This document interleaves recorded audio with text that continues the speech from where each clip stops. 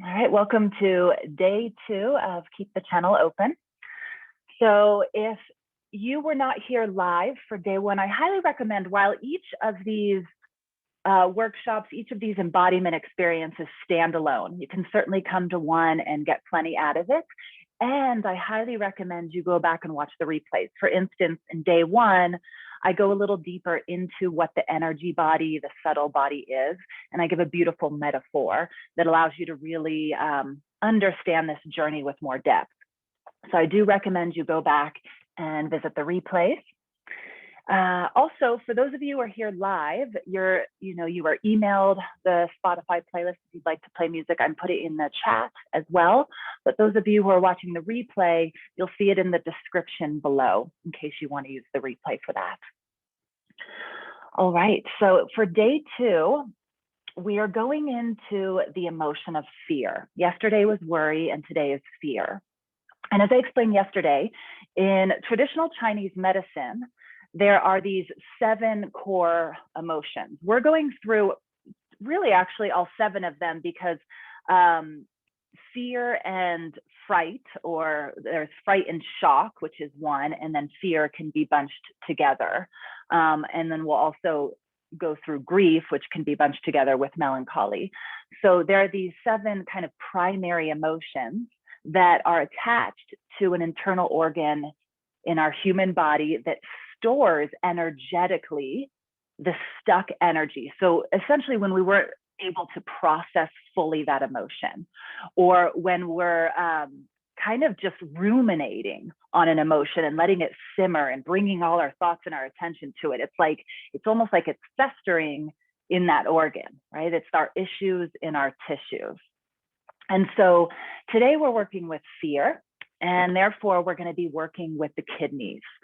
So the kidneys, let me go ahead and let more people in.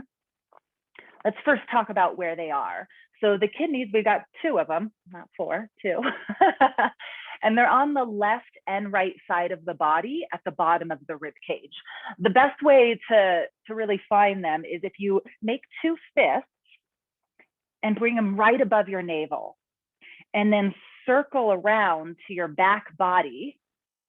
This is more or less where your kidneys lie, on the left and right side of your body. So the kidneys support detoxification. They are a natural filtration system for our body, and they help the body to release toxins, waste, and excess water. So there's a lot going on with the kidneys. They're essential for our health and well-being. In addition, in TCM, in traditional Chinese medicine, kidney qi, and remember yesterday I said qi means breath or our life force energy. It's the same as the word prana in yoga.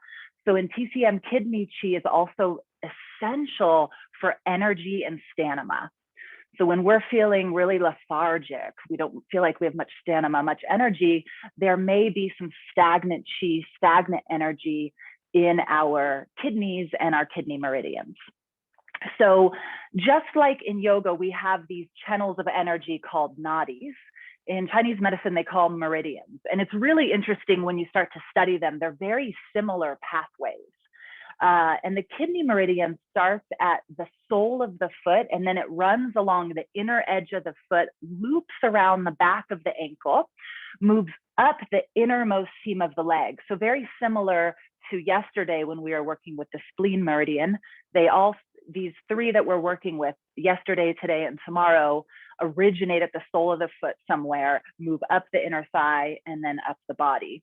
So this one will move up the innermost seam of the inner thigh, and then up through the pelvis, and then up the central torso on either side of the navel. So yesterday with the spleen, we are more on the outside of the torso. Here we're right up the central part of the torso on either side of the navel, and then it runs up to the inner collarbone. So as you can imagine, so many postures, opening the front of the body, opening the back of the body, opening the inner thighs, all of this will allow for space, stretching, and energy to move along this meridian.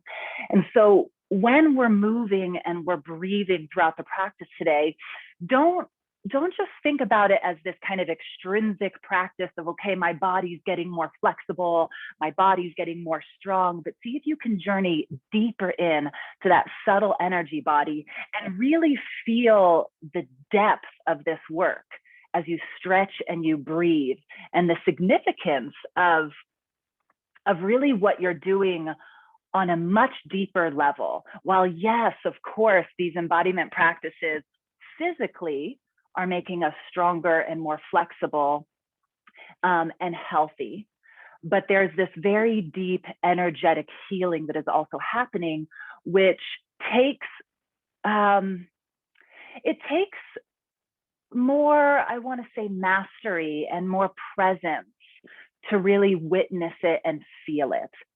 But I promise you, as you start to learn more about this and really slow your movement down, really let breath become boss, really move from posture to posture as though you're moving through thick salt water, you're going to start to feel that and go, whoa, I not only feel my physical body, but I am now feeling my energy body, or what is often referred to as our subtle body. So before we get into the embodiment practice, as I shared in day one, I'm also sharing with you something called the 7 mind traps, and I'm revealing to you each day 1 or 2 mind traps. So mind traps are these patterns of thinking that then direct our behavior. Again, I'll say that, these patterns of thinking that then direct our behavior. And the 2 mind traps I'm going to share today, while of course they can lead to all sorts of things, worry, anxiety, depression, these 2 mind traps in particular can really lock us in a state of fear. And just like yesterday, I recommend writing this down, especially if this is interesting to you. So the first one is called mind reading. And this is convincing yourself that you know what others are thinking, feeling, and what their motivations are without any real evidence, right? Raise your hand if you've ever done a little bit of that in your life. So again, it's convincing yourself that you know what others are thinking, what they're feeling, and what their motivations are without any real evidence. And of course, when we get caught in this mind trap of mind reading, we also can get really caught up in this place of judgment, whether we're judging others or we're judging ourselves. This can cause a lot of problems in our relationships, whether that's our intimate relationships, our work relationships, our friendships. And so a solution to this mind trap, of course, besides getting in your body and releasing the energy that's holding you and locking you in that fear state and manifesting as mind reading, is also just going and getting the evidence. Because remember, I said it's without any real evidence. So when you think you know, like, I just know he or she doesn't like me, or I just know my partner is doing this on purpose to piss me off, right? Like whatever that thinking is, you can stay in your head presuming and just feel all of that tension building up in your body, and then they're more therefore manifesting as conflicts, right? Or you can go and say, hey, I have this story in my mind, which, by the way, that sentence is very particular. It's a prescription I'm giving you. It diffuses defensiveness from the other side when you say, hey, I have a story in my mind, because you're putting it on you. You're not just saying, I think you're being a jerk, or I think you don't like me. But I have a story in my mind that maybe, you know, you're not really, I'm not landing for you, whatever. You're not really liking me. I have this story in my mind that you're intentionally forgetting to take out the trash every day, you know, whatever. And really have a conversation. And you may already, as I'm sharing this, have stories from your past where you've done this, where you've been so bold, so brave to actually go and confront someone, and confront not with defensiveness, but confront with compassion, and found out that in fact, they were not thinking or feeling that at all. And so often they're also feeling an energy from you, a resistance, and they're going, oh, I thought you didn't like me, or I thought you were pushing up against me, right? So the second one, for, again, while these can manifest in many different emotions, I find that fear can really be drawn up from this second mind trap, which is emphasizing the negative and discounting the positive. Emphasizing the negative and discounting the positive. So my friends, this is not positive thinking. I'm not someone who sells just be happy, just always think positive. No, we need to look at the shadow and be real about that just as much, especially if we want to heal ourselves and heal the world. And also, our mind has something called the negativity bias. We tend to look with more ease towards what isn't working in our life than to look at all the amazing things that are actually all around us, even if it's just the birds outside singing, even if it's just that you had a comfortable bed to sleep on last night, right? So emphasizing the negative and discounting the positive is downplaying what worked and then magnifying what didn't. So just to give an example, this what might be a statement or a thought that sounds like this: I had a great vacation, but I would have rather gone to Hawaii this winter, right? So where you know you're emphasizing the negative and discounting the positive is you're saying something worked, like, I like my job, but I'm not really passionate about it, So there are things about it that there's good things about it. It's not all negative. But then you have that word, but, and that completely discounts anything that was positive. And the mind just simmers in that second sentence. It simmers in what you said after the word, but. So the way you can work with this is to still say that same statement, but change the word but to end. And this completely changes the energy of your statement. In fact, I'll say that sentence to you again with but, and then I'll say it to you again with end. So I had a great vacation, but I would have rather gone to Hawaii this winter. Okay, so now you're just focusing on, but I would have rather have gone to Hawaii. I had a great vacation, and I would have rather gone to Hawaii this winter. There's almost a levity. There's an acknowledging that you would have rather, but you didn't discount the fact that you had a great vacation. So that word end can really change things. And these are beautiful, actionable things that you can start to do that you will find really change your emotional state around circumstances in your life. And what a gift, right? Like, why weren't we all taught 7 mind traps in school, huh? Okay, my friends. So with that being said, let's take this energy and let's start dispersing it. Let's start moving it as we get onto our mats and into our bodies. So let's go ahead and dive right in. At this point, go ahead and hit play on the playlist that is in the chat if you would like some music in the background. I'm going to do the same. So we can all have some music here, but listening in our own volume and our own time. So let's go ahead and hit play. 1, 2, 3, hit play. And again, come onto your mat in a comfortable seat. Maybe you're sitting up on a pillow or a block, whatever allows for you to land here in the present moment with more ease. So embodiment is a beautiful and deep listening practice. There are no shoulds in a true embodiment practice, but there's listening to sensation and convening with breath so that you can land in this present moment in a way that will be truly supportive and healing for you. Yes, that takes practice. And yes, it is possible to get there. So we're going to begin with some breath work and also a mudra. So mudra means a seal, and it's done with our hands. It's much like doing asana, which is a posture with our body, but we're doing asana with our hands. And the one we're going to do today is translated as courageous heart seal or fearless heart seal. And the Sanskrit word for that is abhaya hridaya. Abhaya hridaya. Abhaya meaning fearless, hridaya meaning heart, and again, mudra means seal. So to come into that, you're going to cross your right wrist over your left wrist, just as I'm doing. And bring that right to your heart, right to your sternum, and then hook your pinkies. Now you're going to leave your ring fingers free and then hook your middle thumbs, your middle fingers, not thumbs, and then hook your index fingers. So you've got your pinky, your middle finger, and your pointer finger, also known as your index fingers, crossed.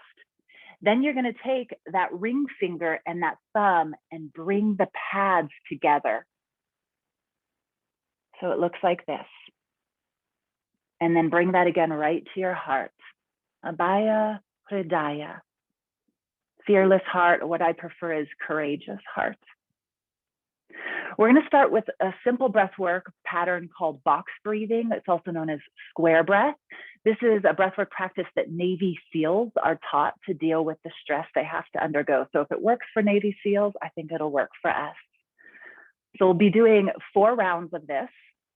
And you essentially inhale for 4, hold the breath for 4, exhale for 4, and then hold the breath out for 4.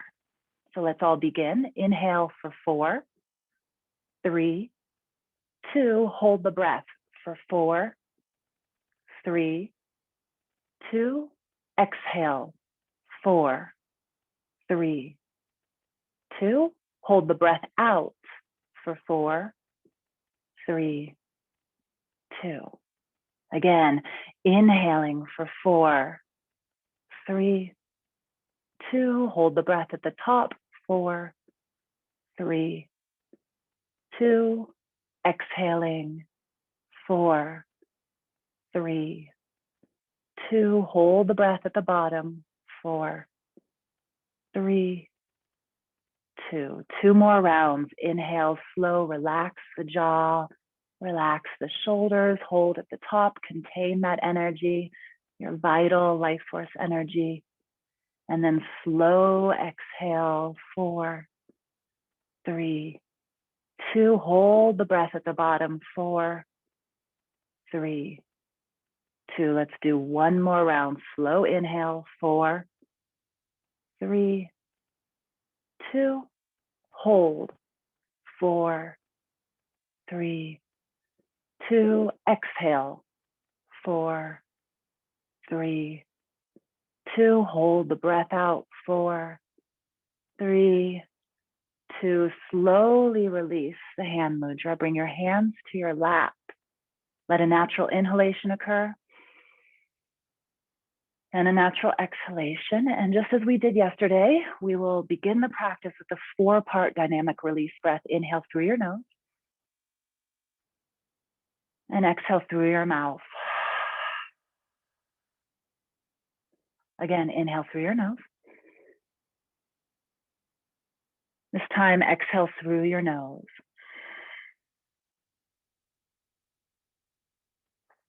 Third round, inhale through your nose. This time, exhale with a sigh, bathing your nervous system. Fourth and final round, inhale through your nose. And then exhale any way that feels most releasing, most freeing to you. Good. Once again, let a natural inhalation occur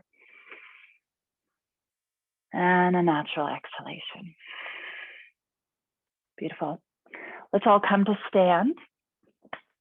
We're going to move into a Qigong practice called Embrace the Tiger, Return to the Mountain. So for this practice, you're going to stand with your feet a little wider than hip distance apart, and then get soft in the joints. So when we're soft in the joints, but strong from our core, the chi, the prana can move through the channels with more ease. So maybe find a little bounce in your knees. The tailbone is not going to stick out, but it's going to drop down. It's not going to tuck under either, just drop down. And then from here, relax the shoulders, relax the jaw, feel the low belly strong. Bring the backs of the palms together right at your groin. As you inhale, bring the palms up through your central channel, right to your heart. Then as you exhale, flip the palms, bend the knees a little deeper, and out of the mouth, push stuck energy away. As you inhale, float the arms up overhead. You may lengthen through the legs a little bit, but don't lock the knees. As you exhale, let the arms fall out to the side like you're floating through thick salt water. As you inhale, start to flip the palms over, drawing the thumbs towards each other. They won't quite touch. And then exhale, sweep the palms away. That was one round. Again, let's go right through that central channel, back of the palms. Inhale right through the central channel. Exhale, push stuck energy away. Inhale, float the arms up overhead, rising up towards the sun. As you exhale, let the arms float out to the side, slowly, slowly, slowly. Inhale, you flip the palms over, start to draw the thumbs together, almost like that Michelangelo painting. The thumbs won't quite touch, and then exhale, sweep away. Again, we'll do a couple more rounds. Inhale right through the central channel. Exhale, push stuck energy away. Inhale, reaching up and overhead. Soften the joints like you're moving through water. As you exhale, arms float out to the side. As you inhale, flip the palms over, thumbs start to draw towards each other. As you exhale, sweep.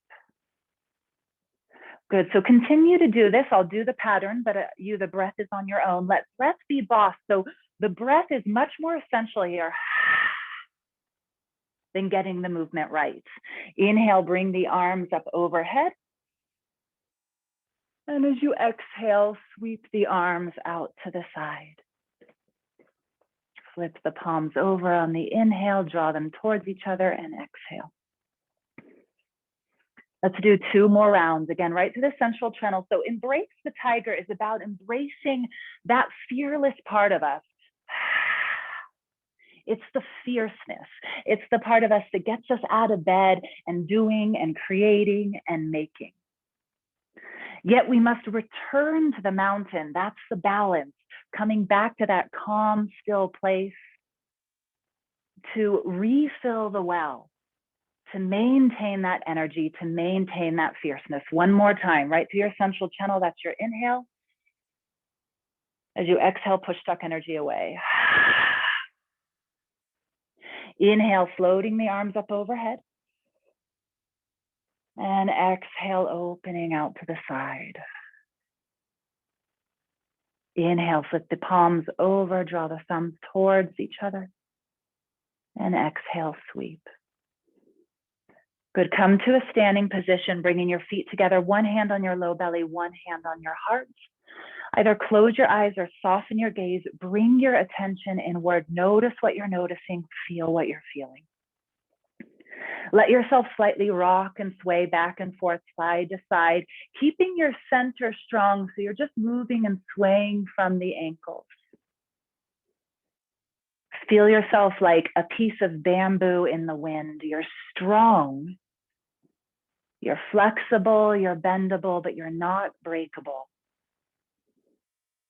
Even in the winds of change, you can find that courageous heart within. And then slowly come back to your center point. Bring your arms by your side. And we're going to come to the back of our mats just for a moment here. So as we were moving, you can do this with me. As we move through posture to posture, from asana to asana, I want you to still move like you're doing a Qigong practice. So you're strong in the center, but you're soft in the joints, allowing the Qi to flow more freely. So everything is much more fluid, and then breath is boss, letting the breath move you. And just notice how the practice changes and shifts when you bring that level of presence to it. So let's come to all fours and do a couple rounds of cat-cow. Get your wrists underneath your shoulders, your knees underneath your hips. As you inhale, the belly drops towards the earth as the crown of the head and the tailbone reach up towards the heavens. Feel the scapulas drawing down the back. As you exhale, round deeply, chin to chest, navel towards spine. Feel a beautiful flexion of the spine. Again, inhale, arching the spine, heart extends forward, scapulas draw down the back. And as you exhale, round flexion of the spine, chin to chest, feel the hands connecting deeper with the earth. One more time like that. Inhale, arching the spine, coming into extension. And then exhale, rounding. So already really getting into those kidneys. Now come into a neutral spine and extend the right arm forward, and then start to circle it up, back, and around, and just do that 3 times, lengthening the side body. Opening up the shoulder joint. And then the next time your arm is up overhead, open across the chest. And as you exhale, thread the right arm underneath your left arm, bringing your shoulder and your right cheek to the earth. Take your left hand just outside of the mat onto the earth. Turn the fingers away from you at about a 45-degree angle. Take an inhale here. And as you exhale, push into the left hand like you're trying to straighten the left arm. And as you do that, you're going to feel a nice twist in the upper back. You'll feel the right scapula moving away from the left scapula. And of course, adjust your body to make this work for you. A couple more breaths here.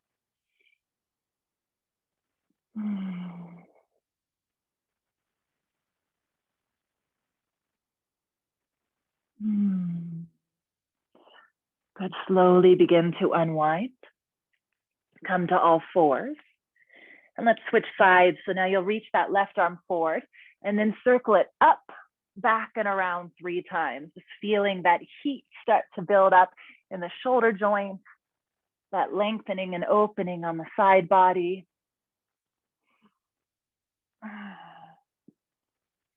And then the next time the arm is up overhead, open, lengthen across the chest. As you exhale, thread the left arm underneath the right arm, bring the shoulder to the earth, bring your cheek, your forehead to the earth, and then your right hand is going to come outside of the mat. Turn your fingers at about a 45-degree angle away from you. Take an inhale here. As you exhale, press into that right hand. Likely you won't be able to straighten the right arm all the way, but you're going to feel that deep twist in the upper back. You'll feel the left scapula moving away from the center of the spine. And then breathe. And remember, you can use any of the exhales we used in the 4-part dynamic release breath. Exhale through the mouth, through the nose with a sigh, or any way that feels most releasing to you.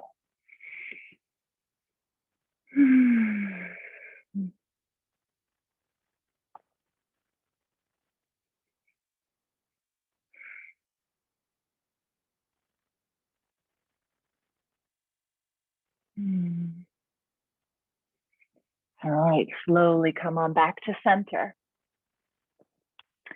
Now from here, you are either going to stay here and step your right foot forward from all fours, if that's suiting your body a little more. Or you can come up to down dog. And in fact, let's all come to down dog, because even if you're going to lower your knees to step forward, let's all just take a couple breaths in downward facing dog, lifting the hips. So you can really feel that opening across the posterior chain of your body, the back side of your body. Draw the shoulders away from the ears, lots of space between shoulders and ears.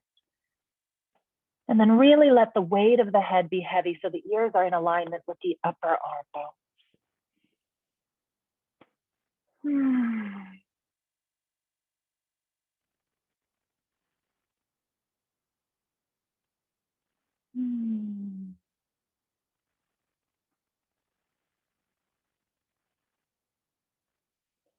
Good. I actually have one more thing I want us to do before we do that step forward. So slowly walk your hands towards your feet. So you're at the back of your mat in a forward fold, and give a nice bend to your knees so you can really relax and release the low back here.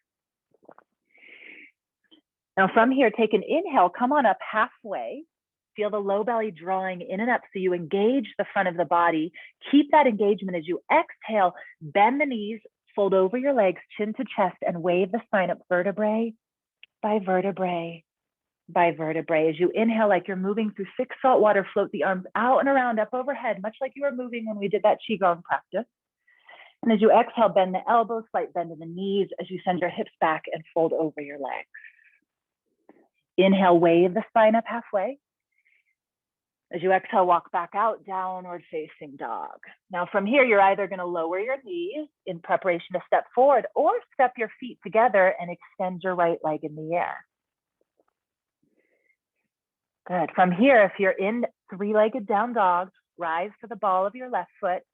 And then everyone Keeping the hips high, step the right foot in between the right and the left hand, finding a strong low lunge. Good. Root the left hand down and then float the right arm up so that you're twisting to the right, draw the left shoulder head away. Now take that right arm forward and start to circle it forward, down, back, and around 3 times. Forward, down, back, up, all the way around. You'll feel that right leg starting to come alive. Good. Frame that front foot. Hop the back foot in a little bit. Ground down the heel at a 45-degree angle. Maybe grab a hold of blocks if you have them nearby. Take an inhale, lengthen the spine forward. Draw the outer right hip back in space so that the hips are squared.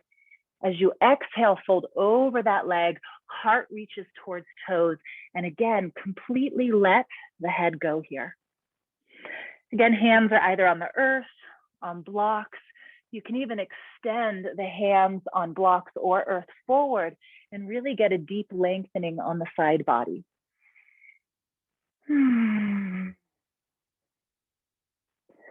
Be mindful that you're not coming into this shape in a forceful way. And what I mean by that is you're going beyond what the body wants. It's not about staying in your comfort zone, but it's about listening. There is expansion, there is stretching, there is work here, but it's sustainable. That's the key. All right, if you have your hands forward, walk them back. Right hand again on the outside of that right foot on a block or the mat.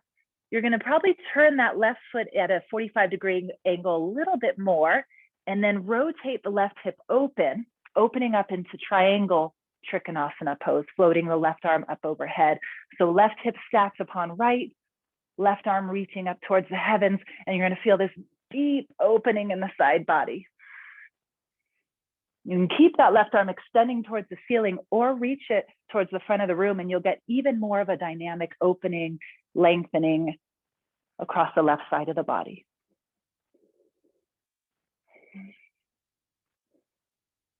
Good. Now circle that top arm all the way around, bend into your right knee, come back to your low lunge. Now from here, this back left leg is going to come forward. You're going to take the knee to the outside of the right foot and sit down into a twist. If you can't get both your sitting bones to sit to the earth, extend that bottom left leg straight.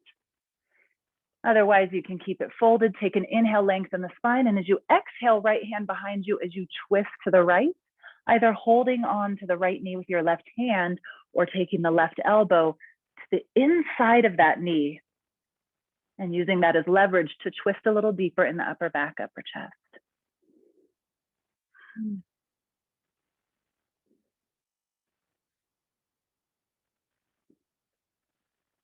So yesterday I shared that the breath only knows the present moment.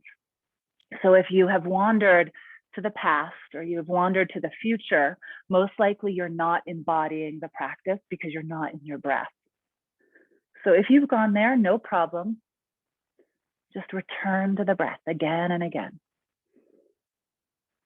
Now slowly begin to unwind. Do a little counter twist. And then watch this, my friends. You're going to continue to unwind until you're in all fours facing the back of your mat. Once you're here, either stay in all fours if that's better for you, or come to down dog, stepping your feet together and extending your left leg in the air. Rise high into the ball of the right foot, keep the hips high, and like a ninja, silently step that left foot in between your hands. Scoot the right foot back in space, find a strong, steady low lunge, root the right hand down. As you exhale, float the left arm up, opening and twisting. Draw that right shoulder head back in space.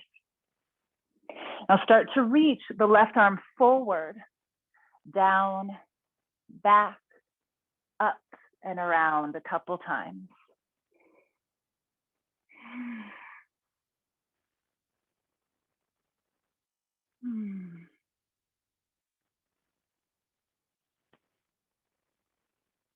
Good. The next time the arm circles around, touches the earth, hop that back foot in a little bit, ground down the heel to 45-degree angle. Again, maybe grab your blocks. It's okay if you have to move out of the position here. Take an inhale, lengthen the spine up halfway, draw your outer left hip back in space, hips squared as much as possible. As you exhale, fold over that leg, heart towards toes, and then let the head go. And again, you can keep the arms framing the foot or extend them forward if you want more length on the side body. Once again, always focus, not force, as you move into the shape and listen to your body.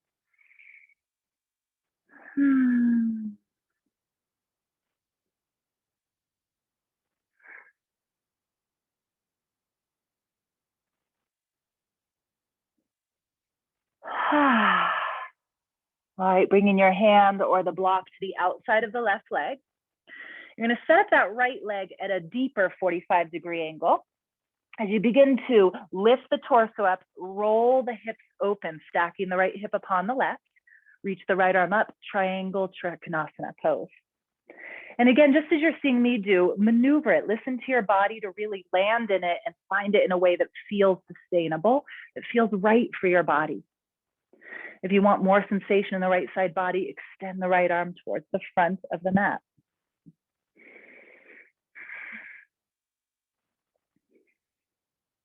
And just notice what's moving, what's shifting as you create space in your body, bringing presence to the moment.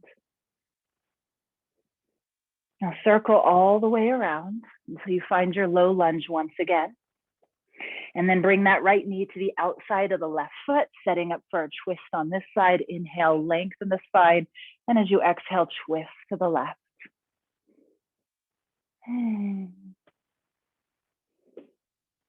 Couple breaths here. Notice what you're noticing. Feel what you're feeling.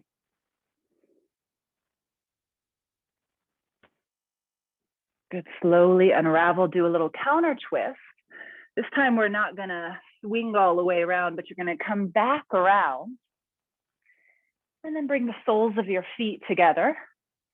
Wrap your hands around the outside edges of your feet. Take an inhale, lengthen the spine. And as you exhale, begin to hinge forward. You can use your elbows on the inner thighs to lengthen the thighs away. It's not so much about pushing them down, but rather lengthening the thighs out. And for some people, it might be better to just have your hands on tended fingers behind you and lifting up here. Good. Stay there for a couple more breaths.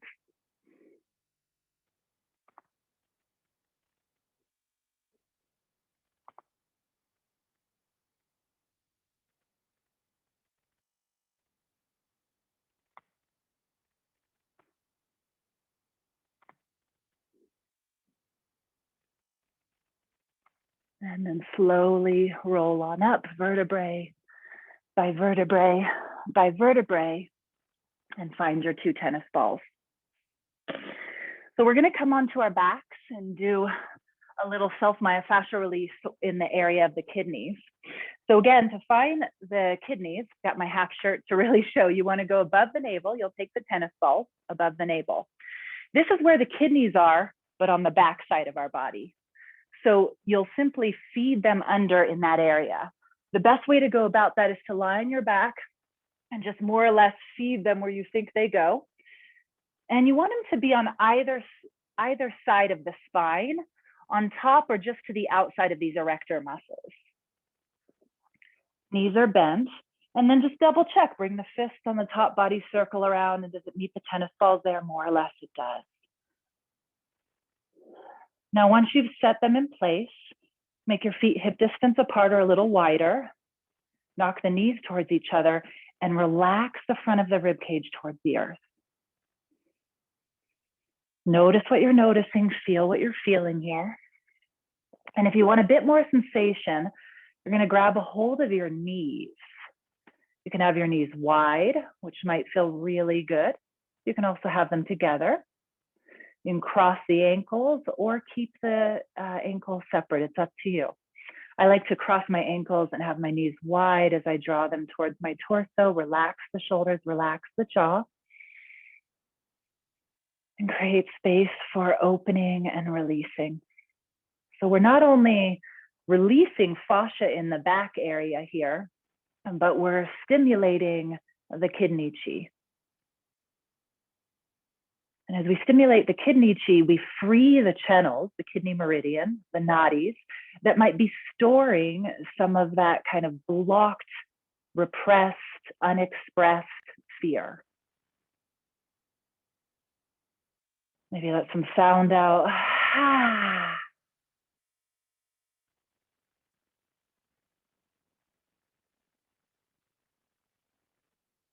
Good enough. Fully place your feet on the earth and just slide the tennis balls down 1 inch. I'm going to get a second spot here. They'll be right above the hip bones on the back body.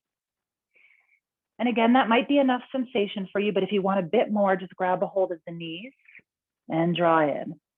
And if it doesn't feel quite right, if you're like, oh, I want the tennis balls a little wider or a little close together, listen to that. Again, sensation is your best teacher.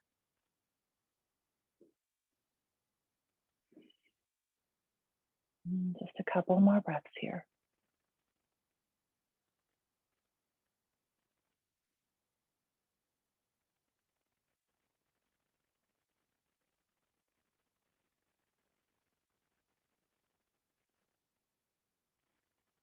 You can rock side to side.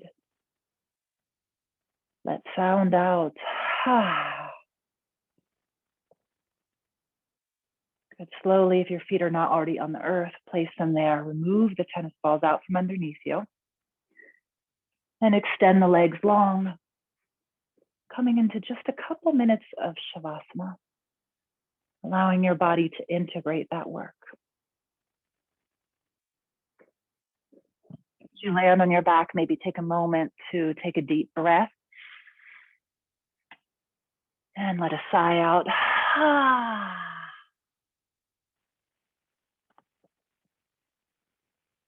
Each day in Shavasana, I close with a poem I wrote that's related to our theme. This poem is called Leap. They'll tell you to leap and the net will appear. But I'll tell you the truth, my dear. There is no net. There never was and there never will be.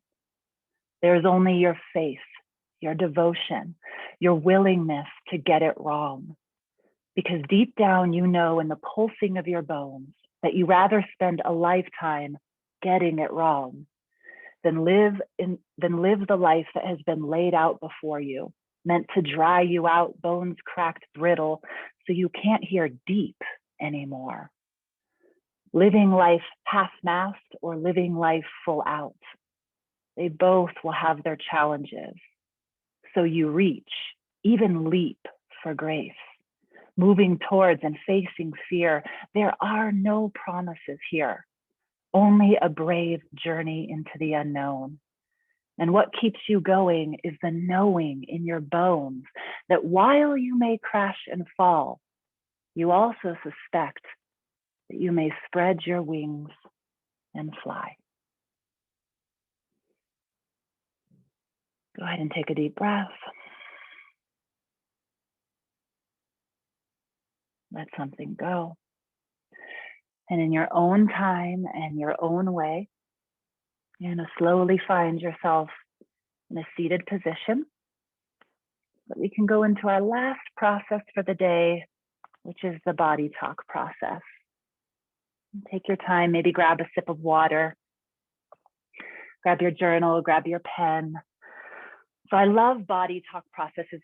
I named it Bodytalk. It's a process I do quite often. I'll do my writing practices, not always, but very often, whether that's writing a poem or journal prompts after an embodiment practice. And the reason being is we've just opened ourselves up. And so there's more honesty, more truth, more inspiration flowing through us. And in that space, there's a lot of insight.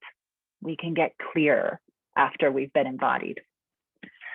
So today our prompt obviously is related around fear. Yesterday it was related around worry. So if you weren't there live, highly recommend go back. Everyone should have, go back and watch the replay. You should all have access to that. So if you'd like to have some music in the background for the writing, I just posted in the chat a playlist that I like to use called Writing Music for Focus. So feel free to go up, grab that link, put that on slowly in the background. That can be really nice to just dive into some writing. I'll give you a moment to set that up.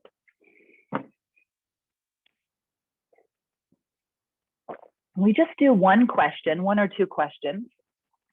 We'll be here maybe another 6 or 7 minutes.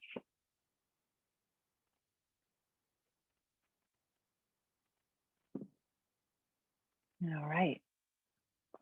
So I'm going to share the question on the screen.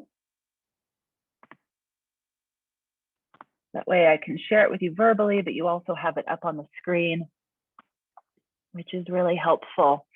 So to explain before we get into the question is, it's a very playful writing prompt that I'm sharing with you. And the reason being is that play disperses fear. I'll say that again, play disperses fear. This is why children come across so fearless, right? Plus, the body tells the truth. And this is a journal prompt where you're going to speak to your body, you're going to let your body speak. So play disperses fear and the body tells the truth, right? The body doesn't really fear, it's the mind that does that. So we are going to have a conversation with the wisdom of our body. So with that being said, let me go ahead and share the screen here. Here is your journal prompt for today's experience. If I were to go on a date with my body, see, it's very playful. That's playful, right? What would we do? And what would my body want to talk about? So I'll set a timer for 5 minutes and let yourself flow. Stay out of judgment and just trust what comes up, and you'll get so much insight out of this. If I were to go on a date with my body, what would we do? And what would my body want to talk about? All right, my friends, I'm here with you. Have fun with that.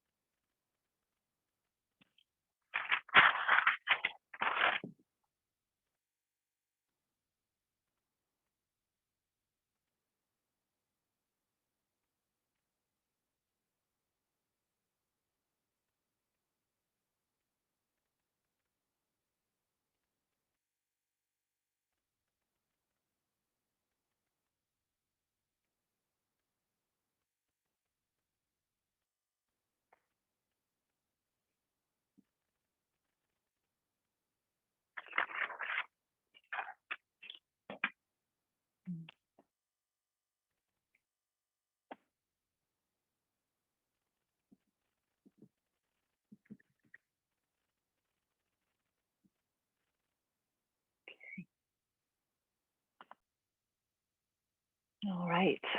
So go ahead and wrap that up. Unless you have more in you, if you're in the flow with that, of course, continue to write on. Let the inspiration flow.